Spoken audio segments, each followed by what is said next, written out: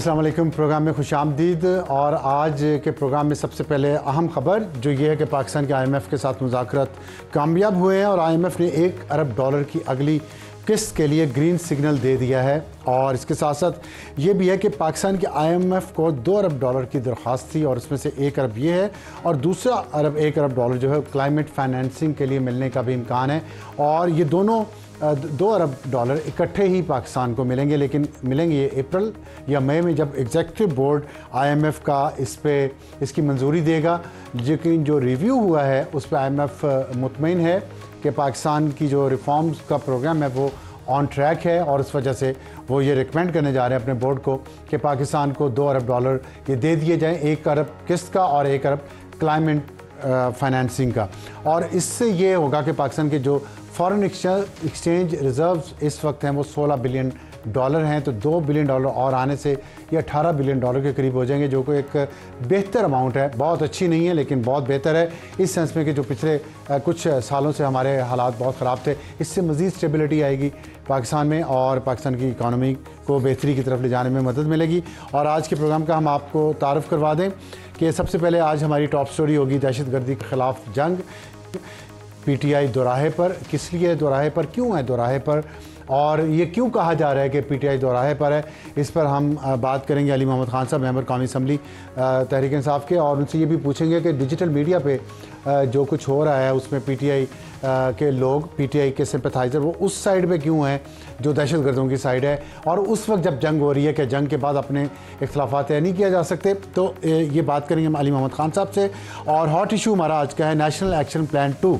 अभी उसकी हम बातें सुन रहे हैं, rule of the game change हो गए हैं, ये हम सुन रहे हैं। हमारा सवाल यह है कि एक पहले भी नेशनल एक्शन प्लान था, वो क्यों नाकाम हुआ, उसकी नाकामी के ज़िम्मेदारान कौन थे इस्टेब्लिशमेंट में, मीडिया में, जुडिशरी में, और उनका हिसाब जब तक नहीं आप करते तो प्लान 2 जो है उसकी कामयाबी के कितने इम्कान हैं, ये पूछेंगे बिलाल अज़हर कियानी साहब, वज़ीर ममलकत बराए रेलवे पाकिस्तान मुस्लिम लीग नून से।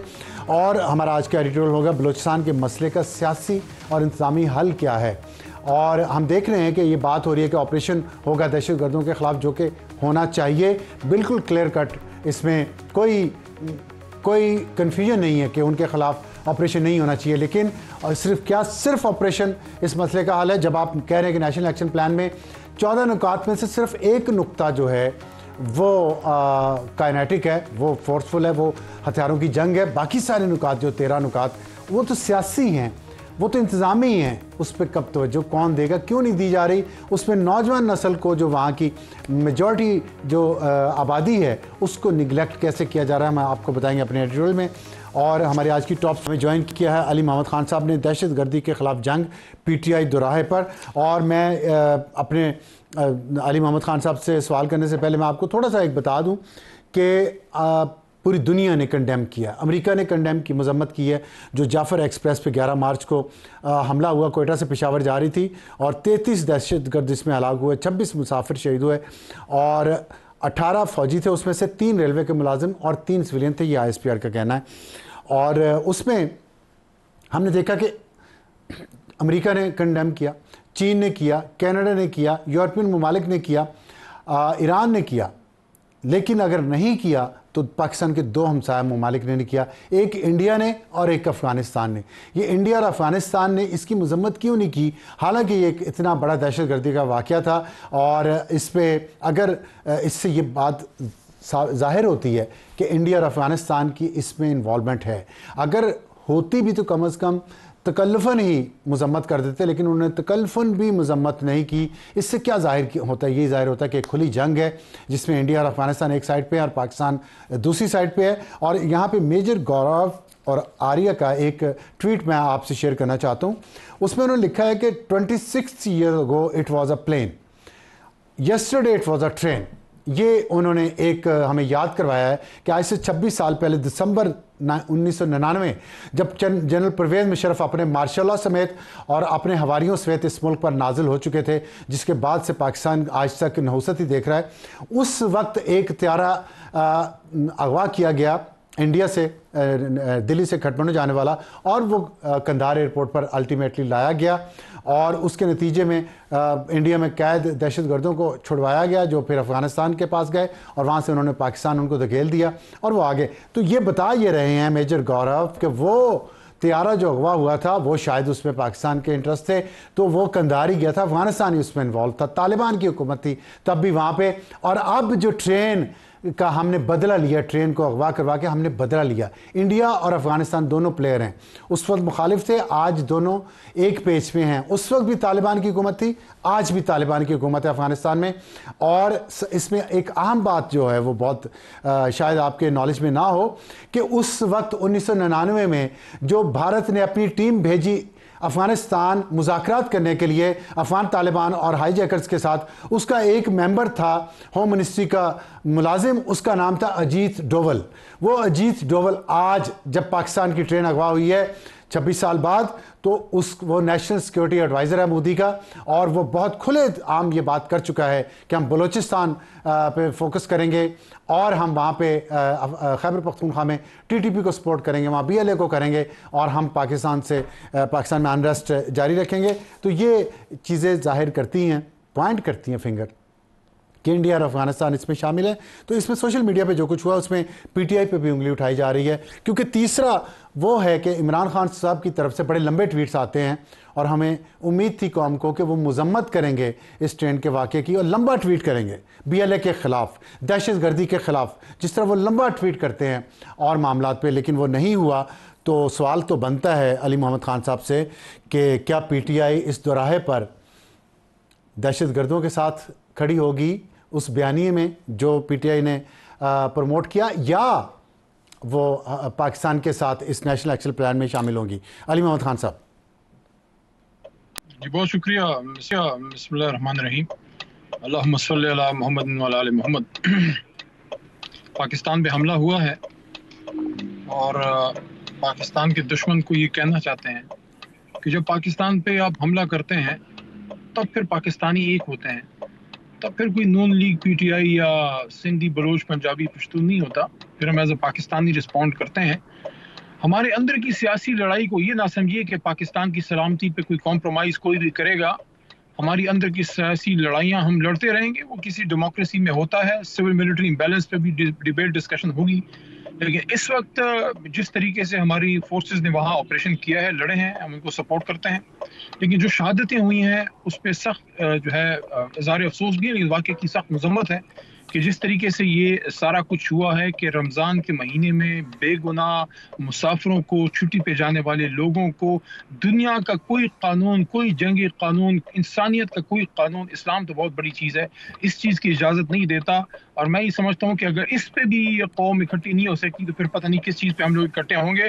तहरीक इंसाफ की हद तक मैं आपको ये यकीन दिलाता हूँ, पूरी कौम को भी और सबको, कि इस मामले पे तहरीक इंसाफ हर उस अमल के साथ खड़ी होगी जिससे पाकिस्तान मजबूत होता है अपने दिफा के इदारों के साथ। हाँ, एक बात हम करते थे और अब भी करते हैं, और वो ये है कि इन तमाम मसाइल का हल सिर्फ फौजी नहीं है।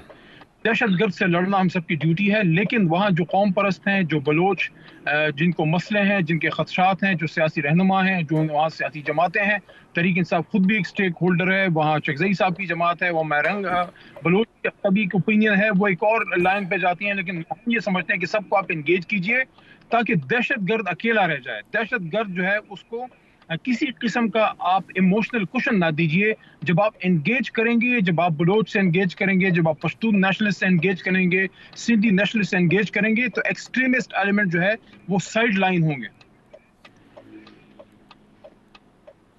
अच्छा, इसमें आपने अभी फरमाया कि आप सपोर्ट करेंगे ऑपरेशन को, अब या जो भी कार्रवाई की जाती है, लेकिन कुछ अर्सा पहले पीटीआई ने कहा और असद कैसर साहब ने कहा कि ऑपरेशन की इजाज़त खैबर पख्तूनख्वा में नहीं दी जाएगी। तो अब भी अगर ऑपरेशन होता है बलूचिस्तान में या खैबर पख्तूनख्वा या दोनों जगहों पे, तो पीटीआई इसको सपोर्ट करेगी गैर मशरूत, या कोई उनकी शराइत हैं? देखिए, अगर फुल स्केल ऑपरेशन आपने करना है तो सूबे की जो क़यादत है, जिसमें हुकूमत और वहाँ पे जो मौजूदा स्टेक होल्डर हैं, जो पॉलिटिकल जमातें हैं, मजहबी लोग हैं, उन सब के साथ आपको एंगेज करना होगा, क्योंकि कोई भी ऑपरेशन तब तक कामयाब नहीं हो सकता जब तक उसके साथ कौम पीछे खड़ी ना हो। इसलिए हम कहते हैं कि तमाम पॉलिटिकल लीडरशिप को आपको एक पेज पे लाना होगा, खासकर इमरान खान साहब जो इस वक्त कौम के सबसे बड़े लीडर हैं, आपने उनको जेल में डाला हुआ है, उनको आप बाहर लेके आइए। और वज़ीर आज़म शहबाज शरीफ की रिस्पॉन्सिबिलिटी बनती है, आज तीसरा दिन है कौमी असम्बली में नहीं आए, कौमी असम्बली को ब्रीफ नहीं किया कि ये जो जाफर एक्सप्रेस का वाकया था इसकी डिटेल क्या है। इंटीरियर मिनिस्टर का कोई अता पता नहीं है, डिफेंस मिनिस्टर वहां आके तानाजनी करते हैं और एक दूसरे पे गद्दार गद्दार के नारे लगाए जाते हैं। क्या इस तरह से क्या मैसेज हम दे रहे हैं? मुल्क दुश्मनों को क्या मैसेज दे रहे हैं? जिन लोगों ने ये जुल्म किया उनको क्या मैसेज दे रहे हैं? तहरीक इंसाफ पे तो सब उंगलियां उठाते हैं, बड़ा आसान है। जो जमात जिसके साथ जुल्म हुआ है, जिसका लीडर जेल में है, जिसको आप कोई एक्टिविटी करने की इजाजत नहीं है, 100 किस्म के पर्चे हम लोगों पे हैं, बड़ा आसान है हमें टारगेट करना। कभी उन पे भी सवाल उठाइए ना आप अपने प्रोग्राम में कि अभी तक वज़ीर आज़म शहबाज शरीफ कौमी असम्बली में आके जहमत क्यों नहीं की? इंटीरियर मिनिस्टर कहाँ पे हैं? किस चीज के इंटीरियर मिनिस्टर हैं? इस कौम को इकट्ठा किसने करना है? इस कौम को एक पेज पे किसने लेके आना है? या ये बस आसान हल है कि जो भी कुछ हो जाए, दहशत गर्दी हो जाए, बम धमाका हो जाए, खुद आप अपना काम कर नहीं सकते और इसकी जिम्मेदारी आप तहरीक इंसाफ पे डाल दें? तहरीक इंसाफ तो कह रही है we want to support you in this fight against terrorism, लेकिन उसमें आपको सिर्फ फौजी ताकत से नहीं, सियासी लोगों से आपने इंगेज करना होगा।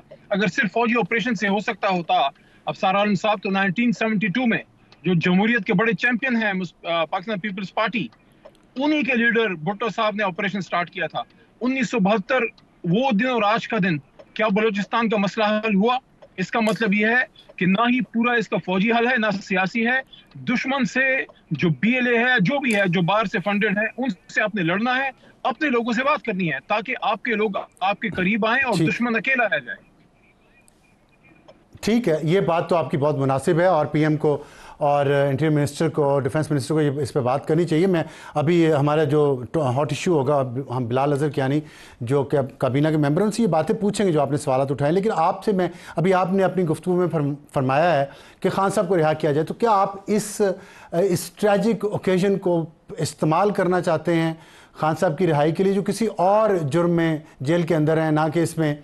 तो क्या उनके, जो आप कहते रहे हैं, आपका तो मौक़िफ़ ये रहा है कि कोई भी कानून से बड़ा नहीं है, तो क्या खान साहब को इसलिए 190 मिलियन पाउंड में या दूसरे केसेस में छोड़ दिया जाए क्योंकि बलूचिस्तान में दहशत गर्दों के ख़िलाफ़ जंग हो रही है? और मैं आपको अगर डेटा बताऊं तो अभी 61 अटैक हो चुके हैं मुख्तलिफ़ जगहों पे सिर्फ 8 दिन में।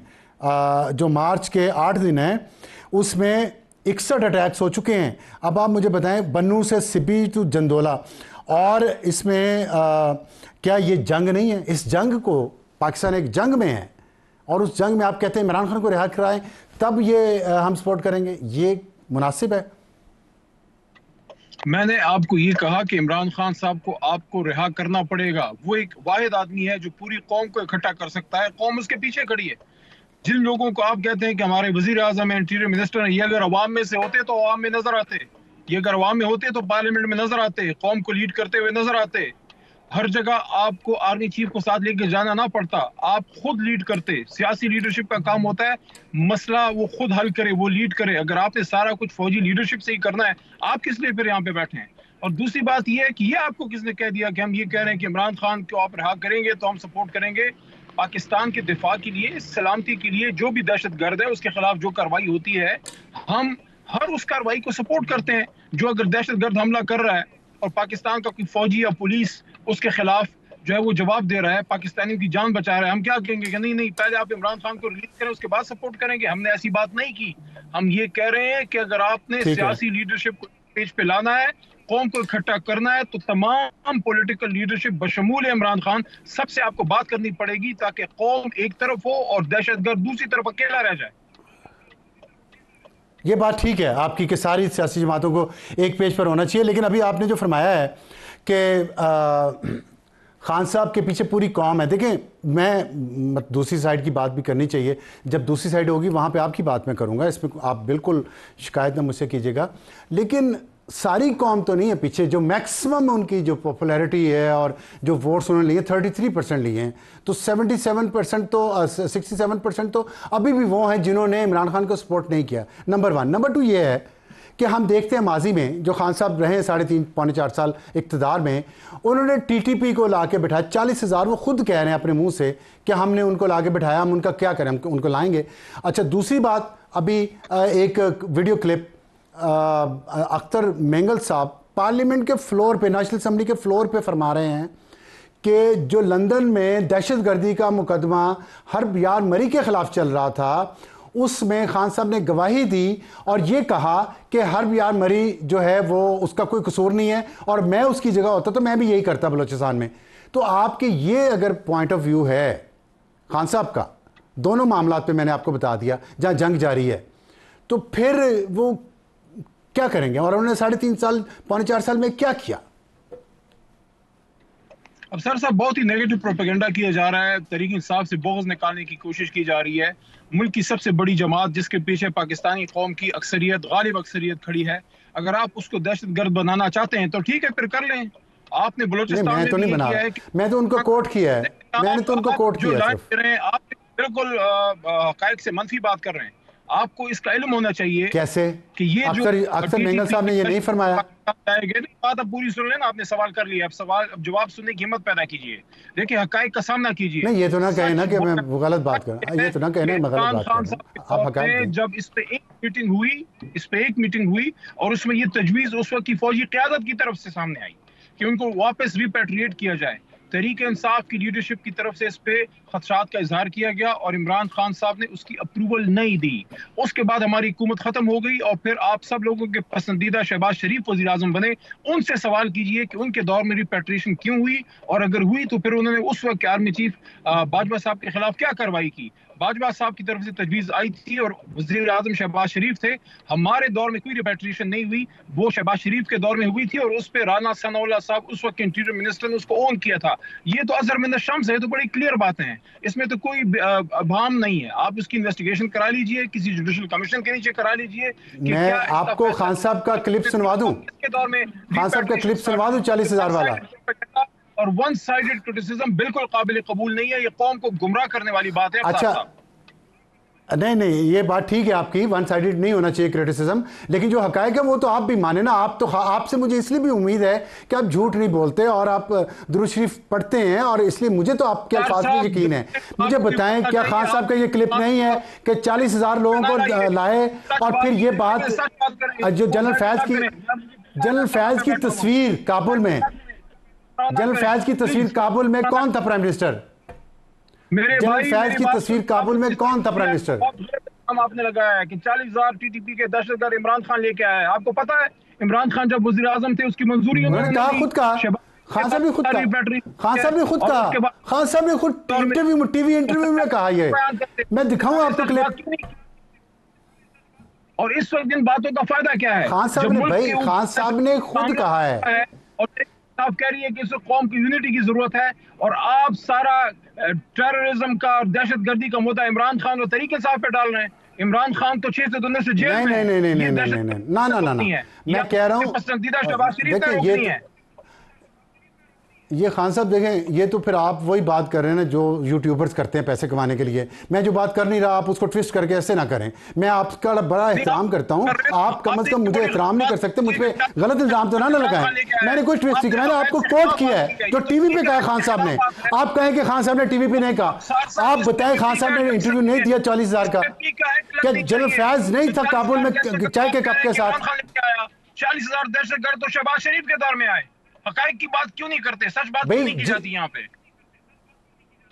मैं आपको अभी फरमाया, अभी आपको मैंने अर्ज किया, फरमाया भी नहीं कि खान साहब का वीडियो क्लिप है। मैं आपको दिखा दूं, मैं वीडियो क्लिप खान साहब का दिखा दूं, मैं खान साहब का वीडियो क्लिप दिखा दूं जब वो प्राइम मिनिस्टर थे। क्या बात है, मेरे से हकायक सुन लीजिए। वो मीटिंग इमरान खान साहब ने चेयर की थी।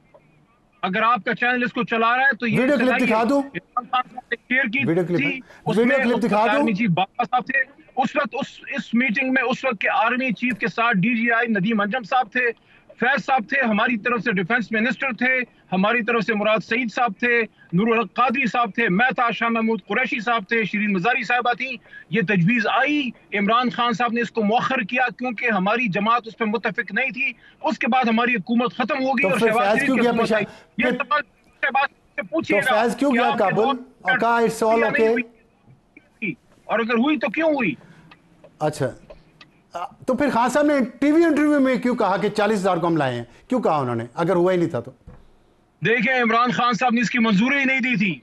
हमारी तो हुकूमत खत्म हो गई उसके तो फिर बाद। कहा क्यों? उसके बाद तो शहबाज शरीफ आ गए तो फिर और कहा वो क्यों? सारी रिपैट्रिएशन शहबाज शरीफ के फिर नीचे, और फिर अनवारुल हक साहब जो है उनकी जब सिटिंग वजीर आजम बने केयर टेकर, उनके दौर में सारा हुआ। अगर सवाल बनता है तो उस तो फिर वक्त कहा की क्यों? मिलिट्री एस्टेब्लिशमेंट पे और केयर टेकर पीएम पे और वजीर आजम शहबाज शरीफ पे बनता है, जो उस वक्त डिपोर्टेड वजीर आजम के वो भी तौर पे पूछते आए। हैं, और वो भी सब पूछेंगे, अभी हम वक्फे के बाद पूछेंगे, वो वक्फे के बाद पूछेंगे। लेकिन खान साहब ने टीवी इंटरव्यू में क्यों कहा फिर? जब इमरान खान साहब वजीर आजम थे, पाकिस्तान में अमन नहीं था? काबुल के साथ इस्लामाबाद का ताल्लुक बेहतर नहीं हो रहा था? क्या इंडियन इन्फ्लुएंस खत्म नहीं हो रहा था? क्या पाकिस्तान और काबुल के बीच में बिजनेस बेहतर नहीं हो रहा था? क्या सेंट्रल एशिया नहीं खुल रहा था? किसने ये साजिश की कि पाकिस्तान और अफगानिस्तान के बीच में ताल्लुक खराब हो, बॉर्डर बंद हो, बिजनेस रुक जाए और यहाँ गर्दी का दोबारा से आए और भारत वहां पे दोबारा कदम जमाए? भारत की जरूरत नहीं थी। हमने तो भारत का सारा स्पेस बंद कर दिया था। हमने तो जवाब दिया था। एक ही इमरान खान ने फैसला किया था कि हम आप सोचेंगे नहीं, जवाब देंगे। आप मुझे बताएं, है हिम्मत नवाज शरीफ की सरदारी में या शहबाज शरीफ में ऐसा बयान देने का इमरान खान ने दिया? ठीक है, ठीक है। अच्छा, आखिर में इस तरफ ये बता दें, मैं आपको एक बात याद करवा दूं कि कश्मीर उसी वक्त मोदी ने लिया था, उस पर हमने सिर्फ धूप में खड़े होते थे आधा घंटा। लेकिन खान साहब ने मजम्मत के लिए ट्वीट क्यों नहीं किया इस वाक़े का? जाफर एक्सप्रेस पे पूछना चाहिए था। ये भी बड़ी गलत बात है। हमारे पूछेंगे ना, मैं कह रहा हूं पूछते हैं, हम पूछते हैं, अभी भी पूछेंगे, पूछते भी हैं। देखिए, आप मेरी अर्ज सुन लें, क्यों नहीं पूछ सकते? मैं कोई गुलाम तो नहीं किसी का, मैं गुलाम तो नहीं किसी का। पूछूंगा भी, आप अभी आएंगे तो पूछूंगा, पहले भी पूछते रहे हैं। चलिए, मैं आपको क्लिप भिजवाऊंगा, आपको क्लिप भिजवाऊंगा, पूछेंगे, आपको सराएंगे।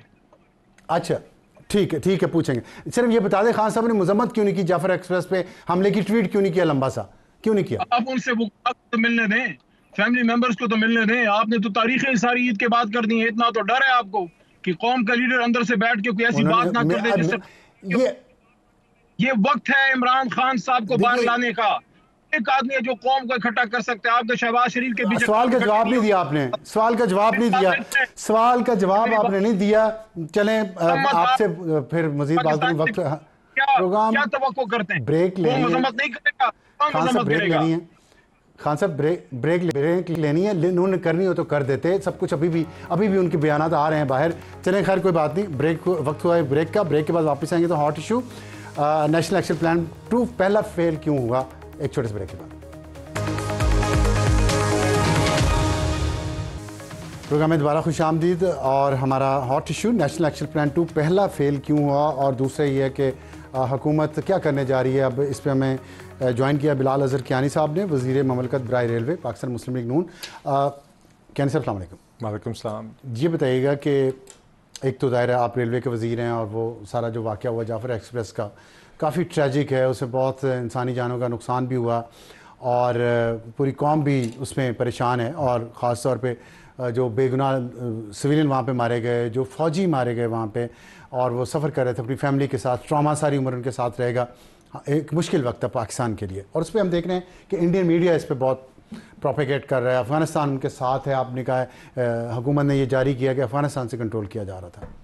तो आप क्या कर रहे हैं इंडिया और अफ़गानिस्तान के साथ इस इशू के बाद? जी, बिस्मिल्लाहिर्रहमानिर्रहीम। साहब बहुत शुक्रिया जी अपने शो में दावत देने का। देखिए, सबसे पहले तो कैटेगोरिकली जी हम जितनी दफ़ा ये बात दोहराएं कम है, क्योंकि आई थिंक ये बड़ा ज़रूरी है फ्रॉम अ नैरेटिव पर्सपेक्टिव कि ये एक दहशतगर्द हमला था जिसके लिए कोई दलील नहीं, जिसका कोई बहाना नहीं, जिसका कोई जवाज़ नहीं। तो कभी कभी लोग अनइंटेंशनली कहते हैं कि क्योंकि कोई महरूमियाँ हैं इस वजह से इस तरह का अटैक जस्टिफाइड है, इस तरह की बातें हम सुनते हैं। तो ये कैटेगोरिकली हमें इस चीज़ को यूनिफाइड तरीके से कहना होगा, ये एक दहशतगर्द हमला है। ठीक है। जब आप निहत्ते शहरियों को, निहत्ती ख़वातीन को, बच्चों को, शहरियों को, पाकिस्तानियों को यरगमाल बनाएंगे या शहीद करेंगे, तो इसमें आपकी कोई हुब्बुल वतनी नहीं और कोई आपकी आइडियोलॉजी नहीं है, सिर्फ दहशतगर्दी है और इसको दहशतगर्दी की तरह ही निपटना चाहिए। जो आपने दूसरी बात की अफसार साहब, देखिए जहाँ तक बात है नेशनल एक्शन प्लान की, तो देखिए पहला नेशनल एक्शन प्लान मेरे नज़दीक तो जब बना था नवाज शरीफ साहब की क़यादत में, तो उसके बाद आपने रद्दुल फसाद और ज़रबे अज़्ब देखा था जी, और उसकी कामयाबी भी देखी थी और दहशतगर्दी में खात्मा भी देखा था। उस 5 साल में मुझे याद है जब मुद्दत का आगाज़ हुआ था तो रोज़ाना हमले हो रहे थे। जब नवाज शरीफ साहब की टर्म ख़त्म हुई थी दहशतगर्दी ख़त्म हुई थी। उसके बाद क्यों वापस आई उसके ऊपर एक हम अलहदा बहस कर सकते हैं, मगर उसमें यकीनन एक किरदार PTI के उस वक्त एक उस पॉलिसी का ज़रूर था जो उस टाइम पे इमरान खान साहब की थी कि उन्होंने कहा कि नहीं जी हम इनको वापस लाते हैं, कौमी धारे में लाते हैं, हम इनको अब्जॉर्ब करते हैं, दरवाज़ा खोलते हैं। अच्छा, अभी सॉरी मैं इंटरप्ट करूँ आपको। अभी भी आप बात हो रही थी अली मोहम्मद खान साहब से, PTI के जो मेंबर कौमी असम्बली हैं, उनसे ये मैंने ये बात की। उन्होंने कहा कि खान साहब के साथ मीटिंग हुई थी, उन्होंने एक रेफरेंस दिया मीटिंग का, उसमें सारे लोग मौजूद थे दूसरी सियासी जमातों के भी। उन्होंने कहा कि वहाँ तजवीज़ आई थी फ़ौज की तरफ से, बाजवा की तरफ से, फैज़ की तरफ से, नदीम अंजम का भी शायद उन्होंने नाम लिया। उन्होंने कहा कि खान साहब ने इसको कोई फ़ैसला नहीं किया और वो उनकी हुकूमत चली गई। फिर शहबाज शरीफ की हुकूमत आई तो उन्होंने आके ये फ़ैसला किया, वो लेके आए हैं TTP के इन लोगों को। आप उन पर इल्ज़ाम लगा रहे हैं, वो आप पे लगा रहे हैं। साहब मुझे तो ये पता है उन्हीं दिनों के अंदर ये अमल हुआ जब खान साहब की हुकूमत थी। खान साहब की हुकूमत थी और खान साहब अपने मुंह से कहते थे जो फैसले होते हैं वो मेरे फैसले। नहीं वो तो ठीक है, वो तो मैंने उन्हें कहा है कि उन्होंने 40,000 का नंबर कोट किया खान साहब ने एक टीवी इंटरव्यू में कि उनको लाके हमने बसाया, लेकिन इस वक्त तो वो कुछ और कह रहे हैं ना। और दाव आप पे इल्ज़ाम आप पे आया है, आप मुझे बताएं क्या ये बेहतर नहीं है? नहीं, आपने खुद कह दिया अफसर साहब, जवाब यही है जो आपने कह दिया। 40,000 लोग उनके बकौल खुद जब वो वापस ले, आज आप अपना बयान बदल लें, उनका कोई एक शख्स आके जितनी मुंह उतनी बातों वाली जमात का कोई एक शख्स आके एक हकीकत को तब्दील। लेकिन लोग ये बात को बाय करते हैं ना, यहाँ जेन जी के जितने लोग हैं उन्होंने अली मोहम्मद खान की बात पे यकीन करना, मेरी बात पे यकीन नहीं करना। उन्होंने कहना कि ये पैसे लिए हुए हैं आपसे, हालांकि आपने दिए नहीं है। लेकिन मुझे ये बताएं कि ऑन अ सीरियस नोट, आप क्यों वो डॉक्यूमेंट्स, सरकारी डॉक्यूमेंट्स पब्लिक क्यों नहीं करते जिसमें देखिए अगर आपने दिए या उन्होंने दिए? अफसर साहब देखिए, अव्वल तो मेरे ख्याल से अगर कोई ऐसी अवाम जो है नहीं, मगर अगर है और ऐसी कोई गुंजाइश है तो यकीनन जहाँ पे अवाम के सामने हकीकत रखने के लिए कोई ऐसी चीज़ करनी पड़ती है तो देखी जा सकती है और देखी जानी चाहिए। ये बात आपकी बिल्कुल सही है कि PTI एक प्रोपेगेंडा मशीन है भाई, जो कि हमले के दिन भी BLA की बातों को एको करी थी उसी तरीके से जिस तरह इंडिया का मेन स्ट्रीम और सोशल मीडिया को कर रहा था। जिस दिन हमला लाइव था, ऑपरेशन जारी था, उस टाइम पे भी ये अफवाज पाकिस्तान के खिलाफ PTI अपने ऑफिशियल मेन अकाउंट से ट्वीट्स कर रहा है। अच्छा, आपको मैं एक चीज़ बता दूं, ये आपने जो जिक्र किया जिस बात का, ये जो नेशनल एक्शन प्लान है 2, ठीक है, इसमें एक ये इशू है ये प्रोपेगेंडा का और print and social media, electronic media पे जो कम्युनिकेशन साइबर नेटवर्क के बारे में क्या कर रहे हैं आप? सिवाय सज़ाओं के अनाउंस करने के या कुछ करने के आपने क्या किया इसको काउंटर करने के लिए? PTI ऑफिशियल अकाउंट है, उस पर चल रहे हैं। बहुत सारे लोग ऐसे हैं बाहर बैठे हैं, आप लोगों ने, आपकी हुकूमत ने उनको बाहर फ़रार करवाने में मदद दी, ठीक, और वो बाहर जाके बैठे, उनके साथ जो उनके दूसरे लोग हैं जूनियर वो यहाँ पे मौजूद हैं, उनको आपकी हुकूमत के अंदर से उनको पैसे भी दिए जा रहे हैं, उनको एक्सेस टू इन्फॉर्मेशन भी दी जा रही है, उनको प्रोटेक्ट भी किया जा रहा है, उनके मीडिया हाउसेस भी चलाए जा रहे हैं। तो फिर कैसे ये काउंटर नहीं, ये नेशनल एक्शन प्लान की खिलाफवर्जी नहीं है? मेरे नज़दीक तो अफसर साहब ऐसी कोई नहीं, आपके नज़दीक होगा। नहीं, मैं तो आपको जो बात बता रहा हूँ ऑथेंटिसिटी से बता रहा हूँ। अब देखिए सब्सटेंशियल फरार नहीं हुए लोग यहाँ से। नहीं, देखिए मेरे आपकी हुकूमत के दौरान हमारी फरार किसी का होना, मुझे नहीं पता आपके स्पेसिफिक केस की बात। जो यूट्यूबर्स बाहर बैठ के पैसे कमा रहे हैं झूठ बोल के, जी नहीं देखिए वो आप लोगों ने, आपकी हुकूमत ने फरार करवाए। नहीं, ये खैर जी आपका दावा हो सकता है, मेरे में कोई दावा झूठ साबित कर दें। नहीं जी, मगर आप हकीकत गए ना यहाँ से लोग। नहीं, देखिए लोग गए हैं, लोग भाग के गए हैं, जिस तरह भी गए हैं, मगर भाग के नहीं। शेर अफ्जल मरवत ने कहा कि चीफ इलेक्शन, मेरे प्रोग्राम में कहा उन्होंने, चीफ इलेक्शन कमिश्नर ने जमानत दी शहबाज गिल के बाहर जाने की। नहीं देखिए, इमरान रियाज के बारे में सबको पता है कैसे किया। नहीं जी, देखिए हम तो ये जानते हैं कि ऐसे लोग जो इस तरह का बयानिया बनाते हैं, जो शहीदों और जवानों के खिलाफ प्रोपेगेंडा करते हैं, छोड़ दें सियासत से बालातर होकर, वो कौम के दुश्मन हैं। इस तरह का जो भी शख्स बात करेगा, माजरत के साथ आप इसको जो मर्जी समझें, ये कौम, ये कोई हुब्बल वतनी नहीं है, ये कौम के खिलाफ दुश्मनी है। आप बिल्कुल सही कह रहे हैं, जहाँ पे ये जंग है, इस जंग का जितना हिस्सा काइनेटिक अहम है उतना ही, उससे ज्यादा शायद आज की दुनिया में तो हम कर रहे हैं जी, हम कर रहे हैं, नहीं कर रहे, वो कह रहे हैं। उन्होंने आज DGISPR ने कहा कि 1 पॉइंट हमारा है, वो हम कर रहे हैं, 13 पॉइंट्स सियासी हुकूमतों के हैं, चाहे वो सूबाई हुकूमत हो चाहे वो कौमी हुकूमत हो। नहीं देखिए, इसमें हम सबका इज्तिमाई एक जिम्मेदारी है और वो जिम्मेदारी हम कर रहे हैं। क्या उसके अंदर कोई भी नहीं ले रहा, वो आप पे डाल रहे हैं, आप कह रहे हैं। मगर देखिए, मगर अलमिया की बात यह है अफसर साहब कि अब बात क्या इस पे आ गई है कि हमने कौमी सिक्योरिटी के इश्यूज के ऊपर, दहशतगर्दी के हमले के ऊपर PTI का प्रोपेगेंडा किस तरह काउंटर करना है। क्या ये बात आपको अजीब नहीं लगती कि हमें ये बात कि पीटीआई वाले तो ये कर रहे हैं? भाई पीटीआई वाले क्यों कर रहे हैं? क्या पीटीआई बीएलए है? क्या पीटीआई टीटीपी है? हम जब फिर ये बातें करते हैं तो आप कहते हैं आपकी सियासी पॉइंट स्कोरिंग नहीं खत्म होती। यार आप एक पीटीआई की जो इंग्रेस है आपके इदारों के अंदर, हुकूमत के अंदर, जिस पे मैं बार बार आपको कह रहा हूँ कि आप जब आपकी हुकूमत में पीटीआई के सिंपथाइजर उनके जो ओहदों पे, मगर अब साहब इस बात का प्रेमिस क्या है? हुकूमत में ओहदेदार थे, वो चले गए आपकी हुकूमत के अंदर से। नहीं, मगर अब साहब इस सारी बात का प्रेमिस क्या है? कैसे किया है? नहीं, इस सारी बात का प्रेमिस क्या है कि हम ये तस्लीम कर रहे हैं कि एक जमात नहीं, मेन ऑपोजिशन जमात कहती है जिसकी केपी में हुकूमत है, वो मुल्क के खिलाफ दहशतगर्दी के मौके पे प्रोपेगेंडा कर रही है। आप सवाल ये कर रहे हैं वो रुक क्यों नहीं रहा प्रोपेगेंडा? मगर ये तो हम मानते हैं ना कि ये प्रोपेगेंडा कर रही है। जी कर रहे हैं, लेकिन रुक नहीं रहा। उसकी वजह यह है कि आपकी हुकूमत के अंदर से उनको सपोर्ट है, मैं ये कह रहा हूँ। नहीं जी, खैर ये तो मैंने, हाँ, अगर ऐसे अनासर हैं हुकूमत कैसे गए हैं मुझे बताएं फिर। अगर ऐसे अनासर हैं तो बिल्कुल वो बेनकाब होने चाहिए, और बेनकाब नहीं होने चाहिए, मतलब खाली बेनकाब, और उनके खिलाफ एक्शन होना चाहिए, उनके खिलाफ एक्शन होना चाहिए। और साथ ही साथ अब्सार साहब बिल्कुल देखिए, जो भी कोई वो प्रोपेगेंडा इस तरह का मुल्क के खिलाफ कर रहा है, चाहे वो पीटीआई हो, बीएलए हो, ये हमने इंफॉर्मेशन वॉरफेयर भी उतनी अहम है और ये हमने जंग जीतनी है। उसके अंदर जो भी कमी कोताही है वो हमने पूरी करनी है। मुश्किल है ये नेशनल एक्शन प्लान की आप बात कर लें, पहला वाला नाकाम हुआ। नहीं, पहले वाला देखिए, मैं पहले वाले में क्या भी पहले वाला नवाज शरीफ साहब की हुकूमत के एंड तक बिल्कुल कामयाब। उसके बाद क्या हुआ ना? नहीं, मगर उसके बाद नेशनल एक्शन प्लान तो चल रहा था। उसके बाद क्या हुआ? उसके बाद पनामा का के नाम पर रकामा हुआ, उसके बाद आरटीएस डाउन हुआ, पूरा एक नया सिस्टम इंस्टॉल किया गया, जिसकी वजह से जी क्यों डॉक्टर मालिक की हुकूमत को क्यों वहां से खत्म किया गया, बलूचिस्तान से? किसने जाके खत्म किया, आपको नहीं पता? आपकी हुकूमत के अंदर वो मुलाजिम नहीं थे, उनका क्या काम था? उनको यहाँ से 5th जनरेशन वॉर लड़ते लड़ते उनको आपने बलूचिस्तान भिजवाया, उन्होंने जाके हुकूमत पहला काम ये किया। डॉक्टर मालिक की हुकूमत सबसे अच्छा काम कर रही थी इस मुल्क में, उन्होंने उसको फारिग किया, लोटे ले आए। क्या किया आगे सनाउल्लाह ज़हरी ने और कद्दूस बंजो ने क्या किया के साथ या बलूचिस्तान के साथ? और अब इस वक्त वो किधर हैं? बात ये है इस वक्त वो किधर है? देखिए मैं आपसे बिल्कुल, देखिए कल डॉक्टर मालिक तो अभी भी टीवी पे आ रहे हैं। नहीं, आपने देखा कल प्राइम मिनिस्टर की मीटिंग में भी डॉक्टर अब्दुल मालिक बैठे, डॉक्टर प्राइम मिनिस्टर ठीक है, मगर हम ये समझते हैं कद्दूस बंजो और सनाउल्लाह ज़हरी किधर हैं? नहीं बिल्कुल, देखिए जो तो बड़े फेवरेट थे ना। मगर बात ये है, नहीं आपको याद होगा सनाउल्लाह ज़हरी साहब के साथ तो हमारी जमात की राय जुदा भी हो गई थी, मगर किसने करवाई? मगर क्यों करवाई? कौन सा प्रोजेक्ट चल रहा था? बात ये देखिए प्रोजेक्ट चल रहा था ना। नहीं अब्सार साहब, नहीं चल रहा था। बात ये है 2013 में जब हमारी नवाज शरीफ साहब आए, हर दिन बम फट रहे थे। जब 2018 में छोड़ के गए, पूरे मुल्क में अमन था। ये बात हकीकत है। ये नवाज शरीफ साहब के दौर के अंदर नेशनल एक्शन प्लान मुरतब करके उसका कैनेटिक और अदरवाइज उसके एस्पेक्ट्स को इंप्लीमेंट करके रद्दुल फसाद कराची क्लीन अप ऑपरेशन करके बलूचिस्तान में भी एक पॉलिटिकल हैंडलिंग अलग और सिक्योरिटी ऑपरेशंस के नतीजे में मुल्क में अमन लाया गया। तो फिर क्यों कहा गया कि हम इसको नवाज शरीफ को तो उठा के बाहर फेंक देंगे? बिल्कुल आप सही कह रहे हो। जाओ ये नहीं देखिए, नहीं क्यों पैमरा को कॉल जाती थी धमकियां में इस तरह? नहीं बिल्कुल ये आप सही कह रहे हैं। किसने उठा के फेंका? तो आज हम यही कहते हैं, हम यही कहते हैं अकाउंटेबिलिटी आपकी हुकूमत ने की है। हम यही कहते हैं कि 2018 के 17-18 में जो ऑपरेशन किया गया नवाज शरीफ साहब को हटाने के लिए और बाहर रखने के लिए और एक नई रेजीम इंस्टॉल करने के लिए, उसका खमियाजा हम आज तक भुगत रहे हैं। किसी जज को पूछा? नहीं देखिए, वो तो हुकूमत है आपकी 3 साल से।